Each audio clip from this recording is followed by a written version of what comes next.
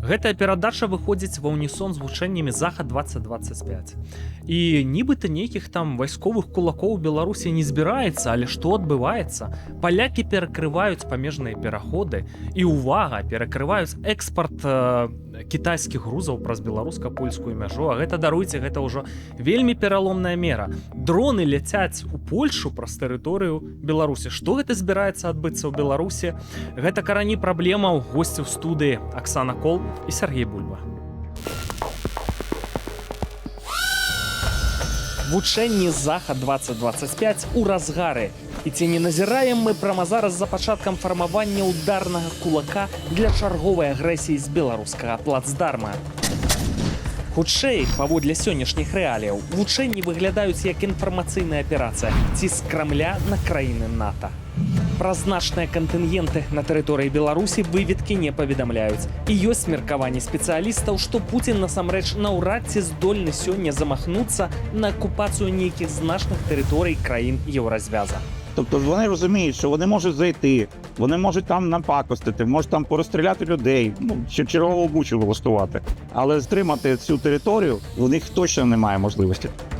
На сёння агрэсія Крамля з беларускага плацдарма хутчэй за ўсё абмяжоўваецца дыверсіямі, у тым ліку з ліквідацыяй кадравых вайскоўцаў США і Канады ў краінах Балтыі. Існуе і процілеглая гіпотэза, што ў пачатку верасня падчас вайсковага парада ў Пекіне была анансаваная актыўная фаза глобальнай вайны. Кітай сімвалічна паказаў тэхналагічную перавагу некаторай сваёй зброі над зброяй заходняй. А ў разе вайсковай эскалацыі, калі так станецца, Беларусь з-за свайго асаблівага геаграфічна-палітычнага становішча пераўтворыцца ў адзін з асноўных тэатраў баявых дзеянняў, які адцягне заходнія рэсурсы. Паралельна Пекін зоймецца Тайванем, але гэтая гіпотэза дыскусійная. Китай, як тільки почне війну, економіка в нього просто галпне. Тому що вся економіка Китаю сконцентрована на тому, щоб мирно торгувати з Заходом. Як тільки мирно торгувати з Заходом не виходить, куди він то все діне? Куди ті всі товари, весь той пластик свій? Куди він його діне? Тым часам амерыканцы ўсё больш ціснуць на балявую кропку Крамля эканоміку. Міратворчая рыторыка пра здзелкі пераходзіць у стадыю прамога ўздзеяння на дзяржавы, якія жывяць пуцінскую вайсковую машыну, купляючы расейскую нафту. Я вельмі расчараваны тым, што Індыя закупляе так шмат нафты ў Расіі. І мы далі ім ведаць, што ўсталёўваем вельмі высокія тарыфы на Індыю. Тарыфы ў 50%, вельмі жорсткія тарыфы. 35 год таму была сітуацыя ў нечым падобная да сённяшняй. Наступствы няўдалай акупацыі Афганістана і эканамічныя праблемы, у тым ліку нізкія доходи ад продажу нафти, привели до распаду Совєтського Союзу. Все йде за планом, за тим планом, за тими самими лекалами, що були з Радянським Союзом. Для нас сёння адметна, што ў вялікай геапалітычнай гульні усім наймацнейшым суб'ектам ёсць справа да Беларусі. У тым ліку і Трампу. Ягоная камунікацыя з Лукашэнкам знаходзіцца ў міратворчай стадыі. Нібыта перамаўляюцца пра выпуск палітвязняў. І выглядае, Беларусь настолькі важная, што працэс не спыніцца проста размовамі. Той, хто валодае, што стаіць на беларускай тэрыторыі, хто ўплывае, той валодае бяспекай у Еўропе. Это важнейший стратегічны плацдарм. Так вот, Трамп это разумеет. Пры тым, што ў стратэгічным сэнсе сітуацыя пакуль складваецца не фатальна для Беларусі, трэба ў тым ліку браць пад увагу непрадказальнасць развіцця падзеяў. Бо варыянт вайсковай эскалацыі – гэта амаль гарантаванае ўцягванне Беларусі ў вайну са знішчальнымі наступствамі.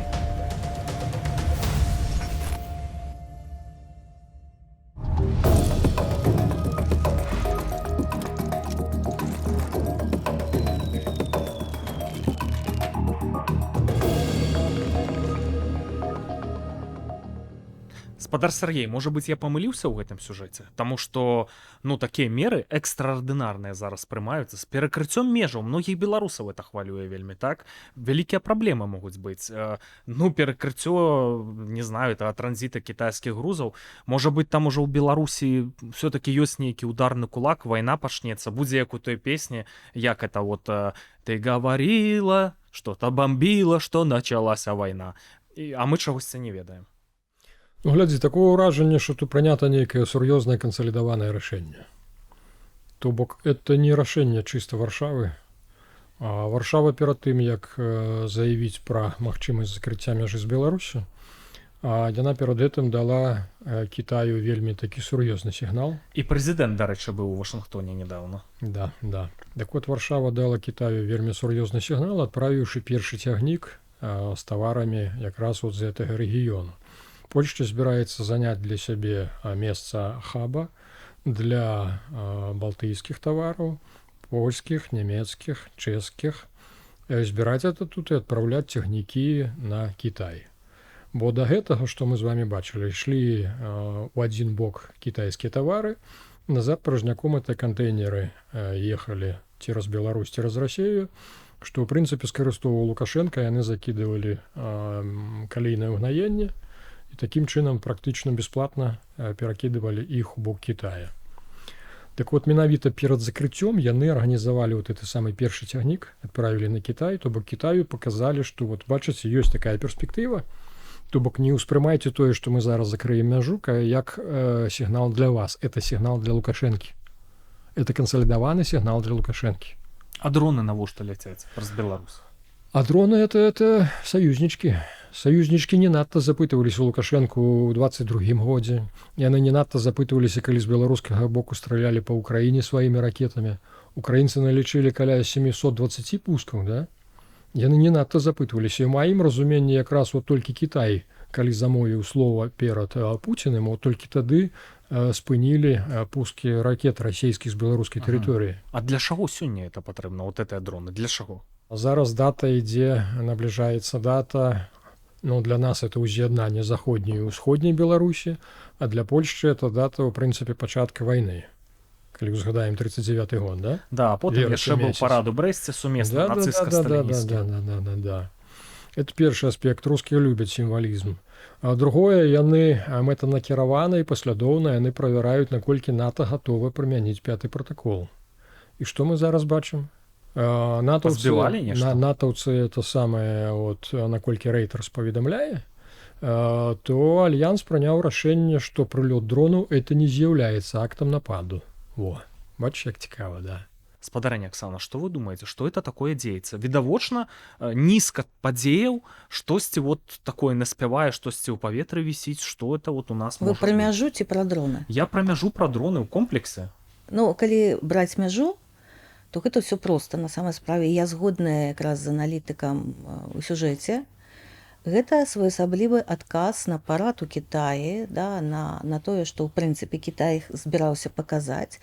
І зараз вось як бы згодная з тым, што гэта кансалідаваная пазіцыя, і таксама паказалі Кітаю. А што можа быць? Две траціны грузаў з Кітаю ідуць праз гэтую мяжу. Ну што вы маеце на ўвазе? Шмат тое, усяго. што ідзе чыгункай. Там, здаецца, 4% вот гэтага экспарту сухапутна такая лічба. Ну не ведаю, такая ці не такая, да, але калі мінулым разам прыгразілі Пекіну, то мы атрымалі меншую напружанасць на мяжы беларускай польскай. Таксама быў такі знак, і Кітай, не памятаю тады, ці была размова, ці нешта яшчэ, але Лукашенко адрэагаваў тым, што было менш мігрантаў на мяжы. Таму гэта адказ Кітаю, гэта так і Кітай спрабаваў паказаць, да, а якія мы зараз, да, што мы зараз можам. Прычым Кітай паказваў не толькі ЗША ці Еўропе, Кітай паказваў і Расіі таксама.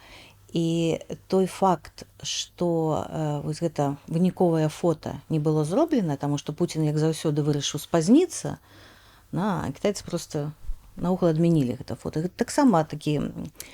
Раней ніколі б такога не было.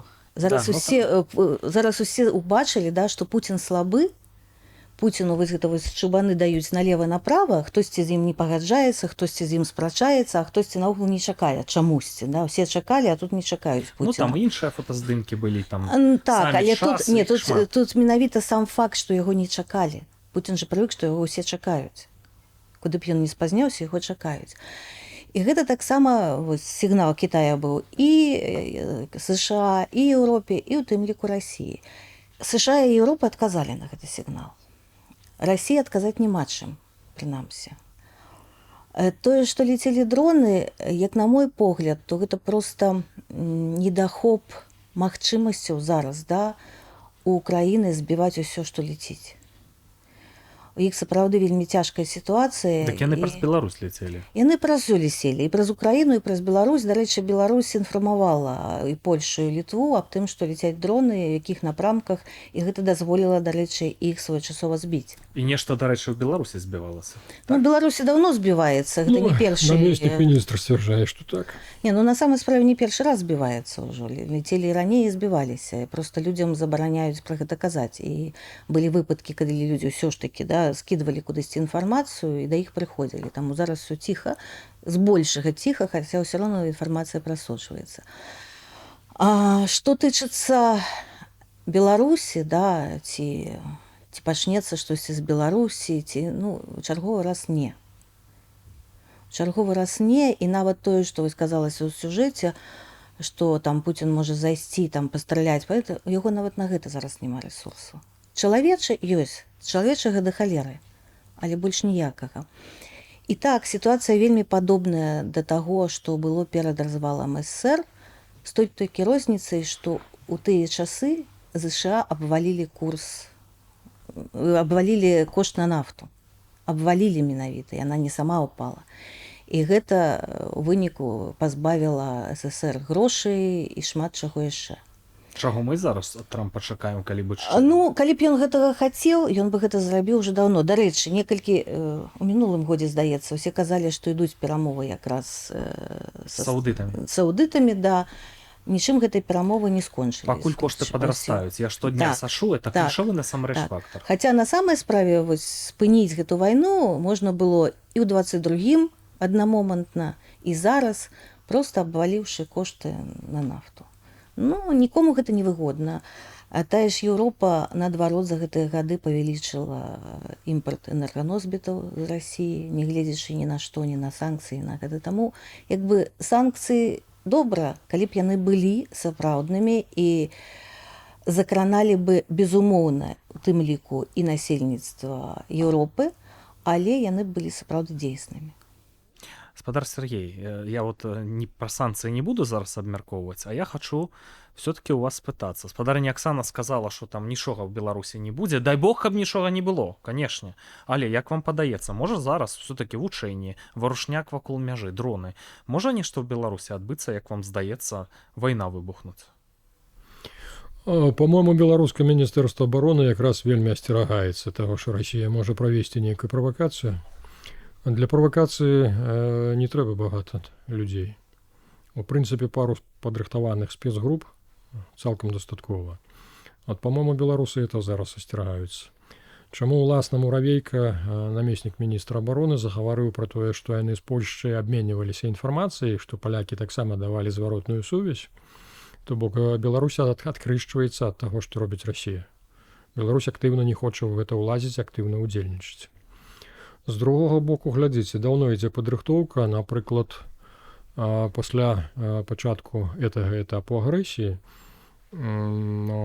кансалідавана Пуцін, я так разумею, ён меў інфармацыю па ўсіх беларускіх сілавых структурах, ён мае дастатковыя агентуры, і ён меў інфармацыю, што беларусы не гатовы да вайны ўвогуле, а тым больш для вайны з Украінай. То, на маё разуменне, за вот этот час яны адмыслова стварылі ударны кулак, які можа быць скарыстаны не Беларусь, а самой Расіяй. Я не першы раз акцэнтую ўвагу на тых же карпенкоўскіх атрадах, у якіх вельмі сур'ёзная падрыхтоўка, раз, рэальна сур'ёзная падрыхтоўка. Другое, то самае, падраздзяленні, хаця яны і быццам міліцэйскія, але ж носяць ідэалогію чыстых штурмовікоў, каго і што яны збіраюцца штурмаваць. No.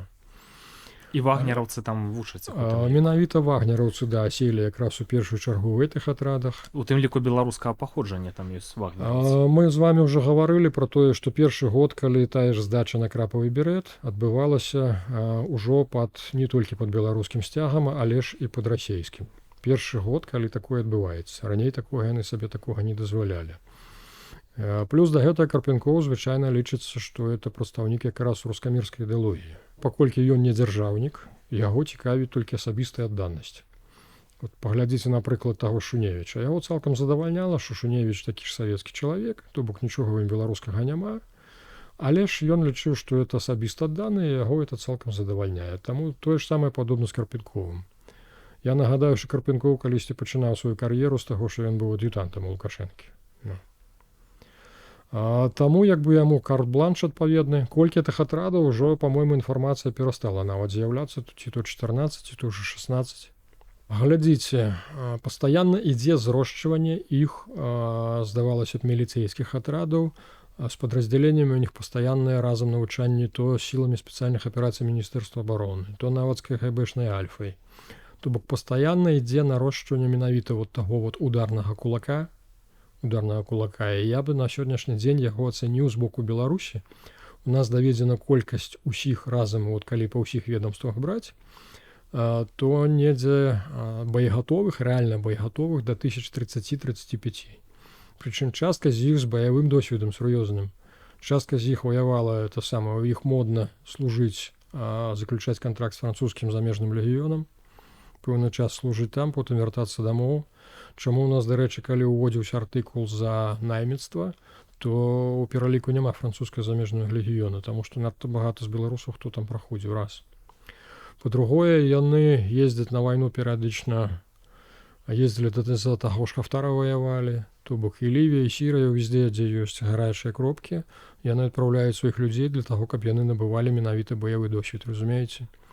То бок ідзе падрыхтоўка якраз от гэтага самага ударнага кулака. А хто ім будзе кіраваць, у пэўны момант тут невядома. По-мойму, Лукашэнку не вельмі хацелася б, каб стварыўся такі ударны кулак, і ён там все-таки трымае ў руках лейцы, каб кіраваць сітуацыяй. Так падаецца. Ну, падаецца, глядзі, Губопік-то это самае. От Губопік настолькі вырас, што ўжо нават Церцель КДБ не спраўляецца, яны ўжо не ведаюць, што это было нават у 21 годзе такая сітуацыя. Губопік ужо мае сваю выведку, сваю агентуру, і КДБ ніяк не ўплывае. Яны ўжо асцерагаюцца, от шчыра, калі яны разумеюць, што за Губопікам стаіць Масква, і яны актыўна не выступаюць, таму што разумеюць, што калі могуць і прыкапаць. Ну, я б не перабольшвала якраз ролю Губазіка, і па той інфармацыі, што я маю, якраз яго кантралююць. Можа, не настолькі, як это было да 20-го года, але ўсё ж такі КДБ кантралюе. І я думаю, што, ну, камусьці можа і смешна, камусьці можа не. Так, Губазік мае пэўныя магчымасці, але я б не сказала, што это менавіта Губазік, я не кажу пра астатнія структуры. Ну, прынамсі, канкуруюць, спадарыня Аксана. Канкуруюць, яны канкуруюць увесь час, яшчэ з часоў 2006 года, калі Карпенкоў марыў пра тое, што ён будзе вялікім начальнікам, але пракалоўся на тым, што страляў у машыну каля РОВД, у грамадзянскую машыну каля РОВД страляў, калі у РОВД знаходзіўся Казулін. І гэта якраз перакрэсціла яго кар'еру на шмат гадоў. Вось. У тым ліку з дапамогай КДБ. Таму у іх як бы зуб даўно на гэта ўсё. І згодная, што ў кагосьці ёсць добрая падрыхтоўка, але не ў тых, хто ўсе гэтыя часы быў Губазіку. Яны прывыклі працаваць з бандзюганамі, і на сур'ёзную падрыхтоўку пакуль што прынамсі не цягнуць. І не ўпэўненыя, да, што яны пацягнуць. Там хапае іншых, акрамя Губазіка. Унутраныя войскі, да? Ну, так. А там зноў жа, да, я б таксама не сказала, што ўсе ўжо проста на баку будуць Расіі. Спадарыня Аксана, можна я дадам? Меркаванні, якія я чую ад вайсковых экспертаў украінскіх, там ёсць сур'ёзныя людзі. Я не кажу пра там блогераў-мільённікаў, военныя эксперты, я кажу пра сур'ёзных людзей. От, напрыклад, Сергій Грабскі, які там вышэйшыя ўзнагароды НАТО мае, вялікі прафесіянал. Ён, калі раней хтосьці там казаў, там беларускае, лукашэнкаўскае войска, там картоннае, там несур'ёзнае, зараз наратывы змяніліся. Грабскі нядаўна сказаў, папярэдзіў, што склалася сітуацыя, што ў Беларусі магчыма імкліва за месяцы мабілізаваць да 250 000 чалавек, і это можа быць сур'ёзная небяспека. От як сёння, якія галасы з Украіны. Каго мабілізаваць? Беларусаў. Беларусаў. З якой падрыхтоўкай? Ну, нават у савецкія часы, калі было 2 гады, да, падрыхтоўкі, гэта не давала рэальную падрыхтоўку вайсковую. А з якой падрыхтоўкай ва ўкраіне? Людзі шлі без баявога досведа? Яны ішлі за сваю зямлю, гэта трошку іншае. Ну і гэтым скажуць, што ідзеш за сваю зямлю. Ну, А беларусы, яны Лукашенко выконваюць не дасць дысцыплінаваныя. зброю ён ніколі зараз не дасць. Ну, зброю даць людзям, якія... Ён жа таксама ведае, хто яго падтрымлівае, хто не. Колькі рэальна яго падтрымлівае чалавек, працэнтаў, то чаго заўгодна. І даць зброю сёння, гэта закапаць сябе ж. Ну добра, я хачу яшчэ раз у вас перапытаць, ці можа здарыцца сітуацыя, што ў кароткатэрміновай перспектыве ў Беларусі вось, адбудзецца сітуацыя там роўная вайне? Я лічу, што не. Гаспадар Сергей, вы як думаеце? Я не ведаю, для чаго ствараецца ты ударны кулак шчыра. От з аднаго боку ёсць сігналы про то, што это для абароны. От, напрыклад, калі ствараецца народнае апалчэнне, яно пры сістэме Міністэрства ўнутраных спраў ствараецца. Это відавочна, што для абароны. Калі ствараецца тая ж грамадзянская абарона, развіваецца тая ж тэробарона пры Міністэрстве абароны, это таксама падобна, што это для абароны сваёй зямлі. А вот тое, што ствараецца, вот про тое, што я кажу, нарошчваецца вот эту кулачок у 30-35 тысячаў, то это людзі здольныя, іх якраз нацягваюць на тое, каб яны маглі выконваць усебаковыя аперацыі, функцыі. Хаця, ў прынцыпе, фармальна это ўсё гучыць, што это для барацьбы з НВФамі і, як бы так, рознымі дыверсантамі.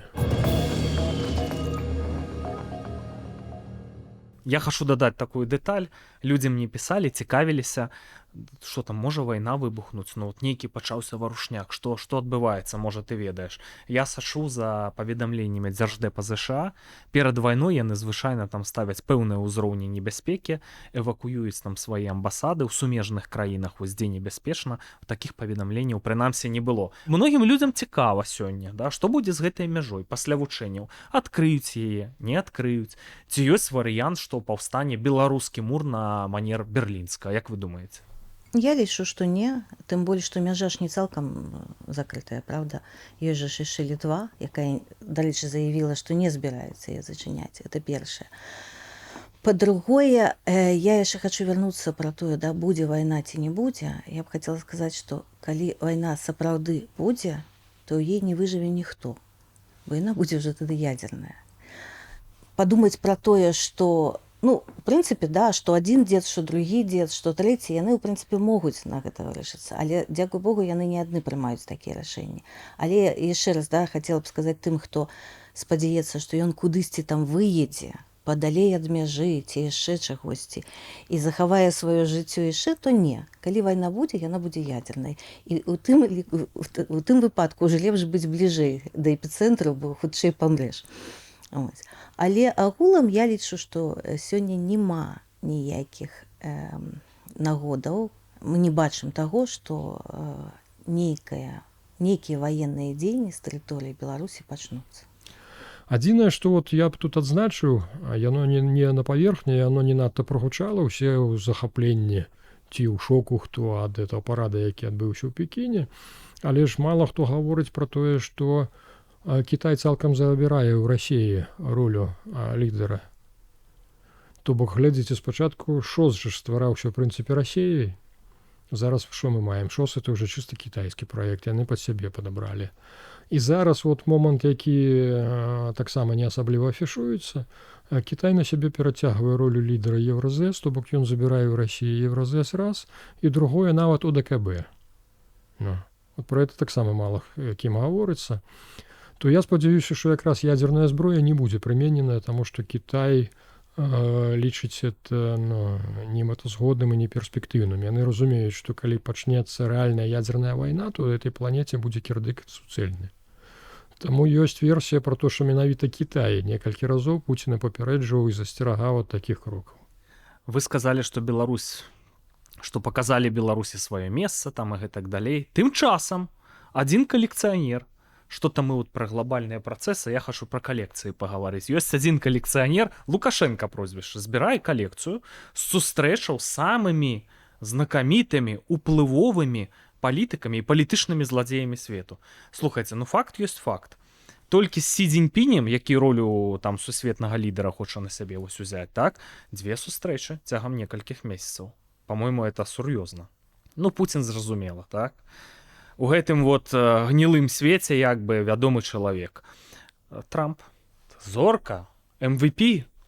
Далей, Кім Чен Ын, яшчэ адзін галоўны вар'ят планеты. Всё, запрашае Александр Рыгоровича у любы час, калі толькі можаш. Ляці да мяне ў Пхеньян. Да, такая афіцыйнае паведамленні былі З такія. беларускага боку, але ж не пацверджана яшчэ Карэяй. Ну, карэйцы мне пакуль не далажылі, ну, белцы пісалі такое. Далей, Модзі, лідар самай населенай краіны на зямлі, Індыі, дарэчы, ядзернай. Нібыта тут Белта таксама пісала, што вот сустракаліся, абнімаліся, друзья. Эрдаган сам бачыў, абдымаўся з Лукашэнкам. Гаварыў, дарэчы, са Святланай Георгіевнай, ну, дыпламат паспяховы Эрдаган, да?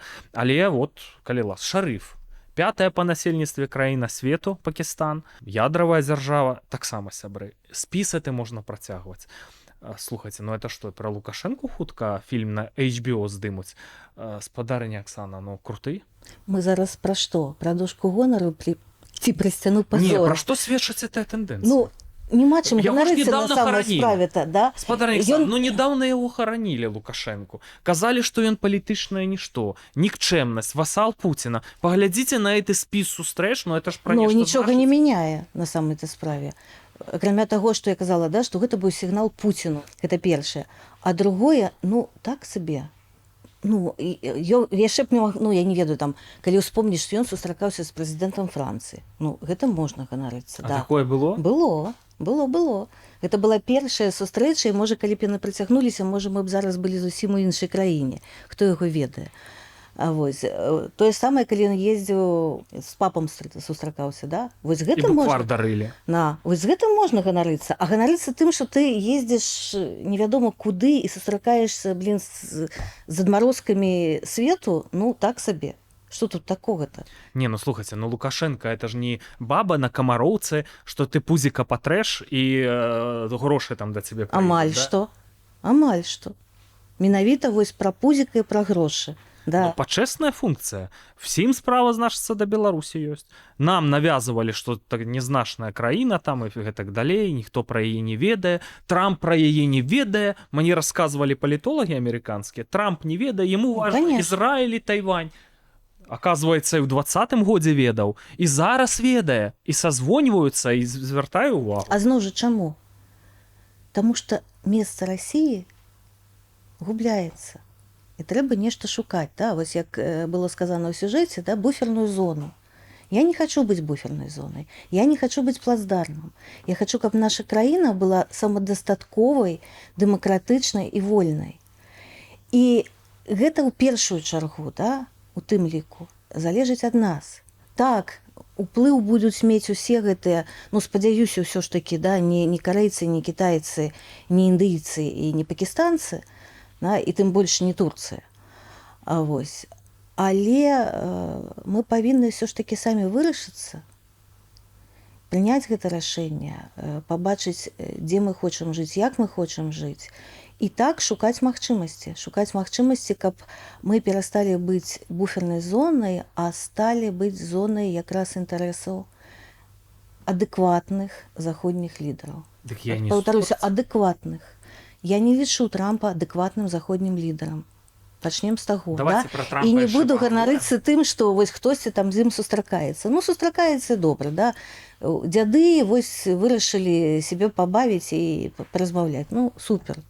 Я б $100 даў бы за аўтограф Трампа. Сур'ёзна. Спадар Сергей, ну, пра што сведчыць тэндэнцыя? Сустрэч, давайце, галоўныя палітычныя зладзеі планеты Слухайте, Земля. ну паслядоўна Лукашенко вёў, як бы так, за што, ў прынцыпе, Макей развітаўся з жыццём. Яны даўно вялі сваю прапаганду, яны закідвалі для Захада і для Штатаў ідэю, што вы ж не хочаце, каб расійскія войскі стаялі ў Гродні і Брэсце. То вот паверце Лукашенко апошні раз і, як бы так, дапамажыце выцягнуць нас, а то будзе это Расія. Ну і зараз да этого тезісу, да этого наратыву яны далучылі то, што толькі Лукашенко вот з ягоным досведам, толькі ён ёсць спецыяліст якраз па Пуціным. Па гэтым двайніках, трайніках, ён у іх там разбіраецца, з кім там як размаўляць, но Ну і плюс да гэтага дадалі, што да, што ў яго асабісты кантакт яшчэ ёсць Сі Цзіньпінем, то бок ён каштоўны як інструмент, які можна скарыстоўваць для перамоў з адным, з другім, з трэцім.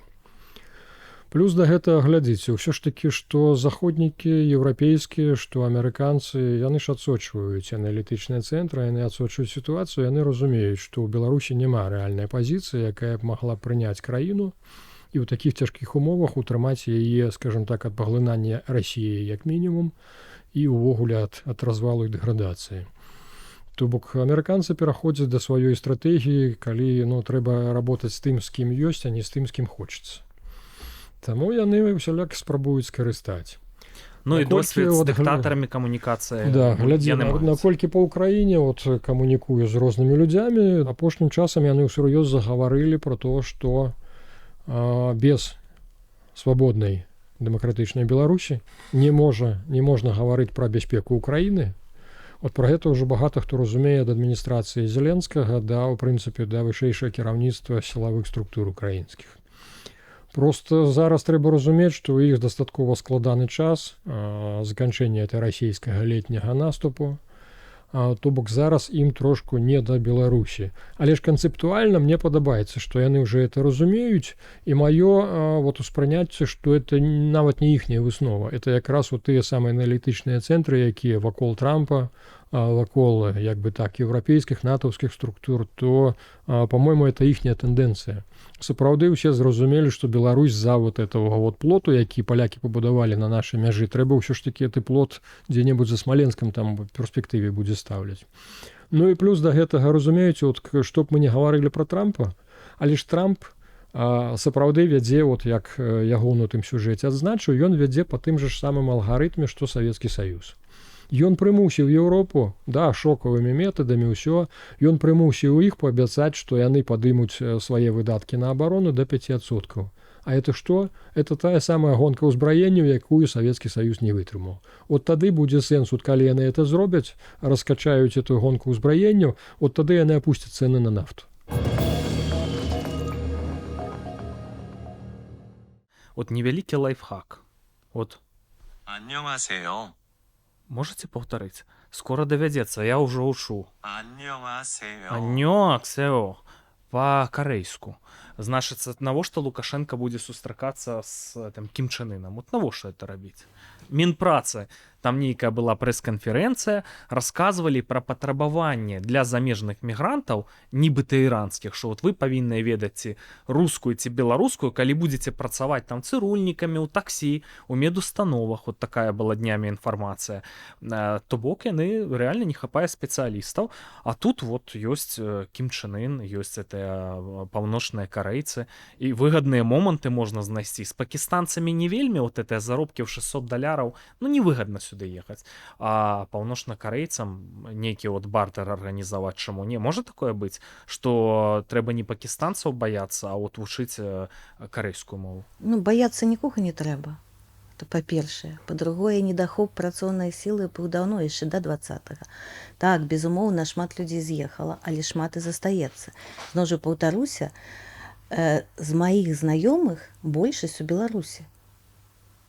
Я вам лічбу назваў зараз. Я разумею, но але ж гэта не 10 мільёнаў, правда? Мы можам быць зараз, спадарня Аксана, ў 50-х годах па насельніцтву. Паслухайце, у свой час з Літвы з'ехала амаль палова насельніцтва. І што? Загінула Літва?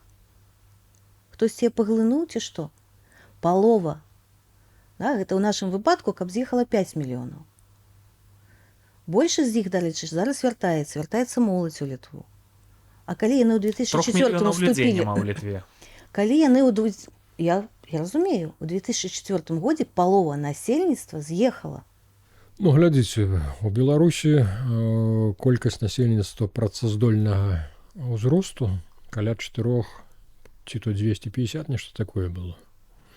І, канешне, то, што з Беларусі выехала, была розная інфармацыя, прычым это самае не ўся так рознай ступені даставернасці. У тым ліку некаторыя тэлеграм-каналы паведамлялі, што Лукашенко даў каманду УАЦу і КДБ падлічыць рэальна, колькі ж людзей знаходзіцца на тэрыторыі Беларусі, больш-менш пастаянна. Якраз па білінгу сім-картачак, па скарыстанню банкаўскіх карт. то там увогуле называлася жахлівая цифра, што лічба, што перыядычна з Беларусі з'язджаюць да 2 мільёнаў людзей. Это якраз з улікам і Расіі і Еўропы. І я не здзіўлены таму, што яны з пакістанцамі дамаўляюцца, яны ж папрасілі пакістанцу 150 тысяч, да? Маладых спецыялістаў. Да, і дзе тыя пакістанцы? Пры тым, што абсалютна іншая ментальнасць, абсалютна іншыя, скажем так, жыццёвы ўклад тых людзей тут запрашаць. Пра што это сведчыць? Пра тое, што Міністэрства ўнутраных спраў не збіраецца спыняць сваю хвалю рэпрэсіяў. Я атрымаў такую інфармацыю, мне яна, я не ведаю, наколькі яна рэальная, нерэальная, але ж давайце памазгуем про тое, што Лукашенко разумее, што ён па стану здароўя ён не дацягне да таго моманту, калі ён зможа прывесці на трон Нікалая. І ён хоча арганізаваць на гэты перыяд, каб нехта таму, каму ён можа даверыць, пакіраваў Беларусю гэты час да нікалаеўскіх часоў. Кім Чын Ына, друг, памагі у жалезным кулаку трымаць. Ніколі не мог паверыць, што ў цэнтры Еўропы ў 21 стагоддзі нехта пачне марыць пра кандэраўскія алгарытмы. А яны, аказваецца, сур'ёз это распрацоўваюць. Але ж самае цікавае, што пагаворваюць, што ён нават асцерагаецца, што калі ён перадасць уладу Віктару, то Віктар выкіне Нікалая. То Віктар не дапусціць ужо Нікалая, калі старшага не будзе ў жывых. Таму ён разглядае, прынамсі, я не ведаю, ёсць такая інфармацыя, скажем так, пакладзем на палічку для сябе, пра тое, што ён усё ж такі рыхтуе цяперашняга міністра ўнутраных спраў Кубракова для таго, каб ён пакіраваў менавіта Беларусю да тых часоў, пакуль Нікалай падрасце і зможа заняць ужо пост прэзідэнта. Это знутры з міліцэйскай сістэмы пагаворваюць пра такія рэчы. Слухайце, паглядзіце на фізіяномію Кубракова і уявіце сабе: прэзідэнт Рэспублікі Беларусь Кубраков. Іван яго, дарэчы, завуць. У адрозненне ад Карпенкова амбіцый такіх не мае. Самастойнасці ніякай не мае. То бок будзе выконваць абсалютна тое, што А ім хто будзе кіраваць? Памятаеце, мы з вами уже пра гэта мінулым разам размаўлялі. Я кажу, што адзіны, каму Лукашенко давярае на 100%, гэта Умка. І з улікам таго, якую сістэму выбудаваў Лукашенко, хто б не прыйшоў на яго змену, гэта сістэма будзе развальвацца. Бо яна жорстка вертыкальная. Все ж таки, у нас персона, у дадзеным выпадку Лукашенко, яна вызначае ўсё. Ён ужо хістаецца, ён разумее, што трапіў як у бочку з півам, але выйсця няма. Кожную праграму пра это пытаюся. З улікам мяжы, тых дронаў, закруцілася все, што што-то зараз намячаецца, штосьці можа выбухнуць у негатыўным, пазітыўным сэнсах. Броўнаўскі рух, новы свет у Беларусі. Пра гэта зноў жа мы з вами ўжо размаўлялі, я кажу, канешне, зменіцца. Канешне, зменіцца. У кароткатэрміновай перспектыве. Гледзячы, што казаць пра каротка. Для мяне кароткая гэта 2027 год. І я лічу так, што ў 27 годзе я змагу вярнуцца да хаты. Так. Ось так. Даляры купляць, пакуль курс. Спадар Сергей. А чаму 27? 27, я так вырашыла. Слухайте, ёсць разуменне таго, што працэс развіваецца не зусім па сцэнарыі. То бок камусьці хочацца, нехта распланоўвае свае нейкія сцэнары, але ж як там гаворыць, хочаш насмяшыць Бога, раскажы яму пра свае планы, да? Тут такая ж логіка, тут проста прыходзіцца ўсім, у тым ліку і палітыкам, і кіраўнікам дзяржаў дзейнічаць, што называецца, з калёс. То есть не згодна нейкіх канцэпцый ці стратэгій, а менавіта аператыўна рэагаваць на тое, што адбываецца, на сітуацыю. А сітуацыю можна памяняць з абсалютна нязначнай колькасцю. Для этого не трэба 200-тысячнае войска. З украінскімі генераламі гавораць, яны больш асцерагаюцца, што, напрыклад, з беларускага боку можа адбыцца, скажем так, заход некалькіх сур'ёзных ДРГшак якраз для захопу, напрыклад, Ровенскай атамнай станцыі. Не дай бог. Украінцы все-таки так поставіліся да беларусаў. Бачыце, на НПЗ робяць паліва, это для летакоў расійскіх. Значыцца, працуюць шэраг заводаў на ВПК, яны не удараў, нічога не наносяць, і украінцы перакананыя, што этого нельга рабіць. Таму эта сама тэндэнцыя Таму не дай бог яшчэ нейкія агрэсіі ў бок Украіны. Я думаю, все разумеюць, што это на будучыню для нас, магчыма, самы галоўны стратэгічны партнёр. Увогуле ёсць уражанне, шаноўныя гледачы, што наступны выпуск перадачы «Карані праблемаў» будзе ўжо трошкі пра іншую Беларусь. Я вельмі спадзяюся, што эта Беларусь будзе не за жалезнай заслонай. Я дзякую нашым гасцям за удзел у этой праграме. Чакаю вашых каментароў. Да сустрэчы.